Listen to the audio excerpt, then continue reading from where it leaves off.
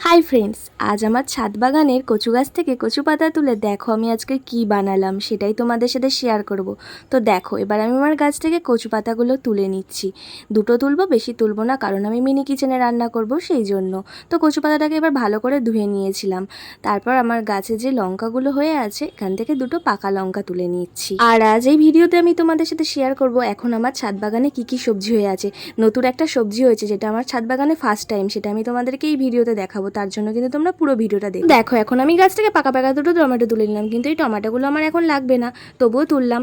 তো দেখো এবার আমি কচু পাতাগুলো ভালো করে ধুয়ে নিয়েছিলাম, তো তোমাদের আগেই বলেছি। তারপর দেখো এই যে চিংড়ি মাছগুলো দেখছো এগুলোকে ধুয়ে রাখা আছে।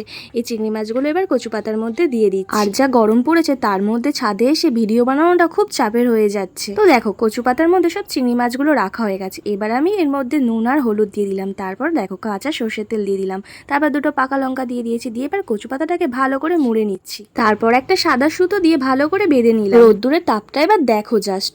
এবার আমি গ্যাস ওভেনে ডেচকিটা বসিয়ে নিলাম। এর মধ্যে এবার দিয়ে দেবো জল। এইবার কচু পাতায় মোড়া চিংড়ি মাছটাও দিয়ে দেবো এর মধ্যে। এবার আমি ঢাকা দিয়ে দেবো। এর মতো হোক ততক্ষণ চলো আমি তোমাদেরকে দেখিয়ে ফেলি আমার ছাদ বাগানের নতুন সবজিটাকে। এই যে ফার্স্ট আমার ছাদ বাগানে এই বরবটিটা হলো। তো আজকের আমি এই ভিডিওতেই বরবটিটা তুলে তোমাদেরকে দেখাচ্ছি। এটা আমি খাবো না, এটা আমার মনার জন্য। তারপর দেখো গাছে কত বরবটি হয়েছে, এগুলো হলে তখন খাবো। এটা আমার মনার জন্য। তো এবার দেখো আমার কাছে দেখো শসাও হয়েছে, তো দেখো ফুলকপিও হয়েছে। তোমাদেরকে নেক্সট ভিডিওতে এই ফুলকপির একটা রেসিপি তোমাদের সাথে শেয়ার করব। চলো এবার দেখা যাক ওইদিকে রান্নাটার কি হলো। মা এসে দেখি এদিকে একটা কাণ্ড হয়ে গিয়েছে।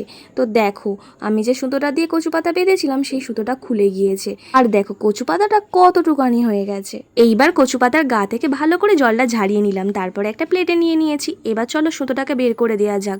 তো কাঁচি দিয়ে কাটতেই লাগলো না, আমি টানতেই দেখছি বেরিয়ে আসছে। তো এবার ফেলে দিলাম। তো গরম যে হাত দিতে পারছিলাম না, তারপরেই চামচটা দিয়ে লঙ্কাটাকে ভালো করে ভেঙে নিচ্ছিলাম। তারপর দেখো এই শুকনো লঙ্কা ভাজা ছিল, সেই শুকনো লঙ্কাটাকে আমি দিয়ে দিলাম। এই শুকনো লঙ্কার তেলটাকেও দিয়ে দিলাম।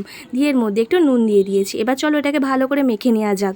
আর হ্যাঁ, এটার সাথে কিন্তু তোমাদের গরম ভাত লাগবে, নাহলে কিন্তু এই টেস্টটা তোমরা বুঝতে পারবে না। তো দেখো এটা মাখা হয়ে গেছে। এবার আমি গরম ভাত নিয়ে নেবো। গরম ভাতের সাথে যা লাগছিল না, জাস্ট ওয়াও। তোমরা একবার বাড়িতে বানিয়ে দেখো। আর এই ভিডিওটা কেমন লাগলো আমাকে অবশ্যই কমেন্টে জানিও। বাই।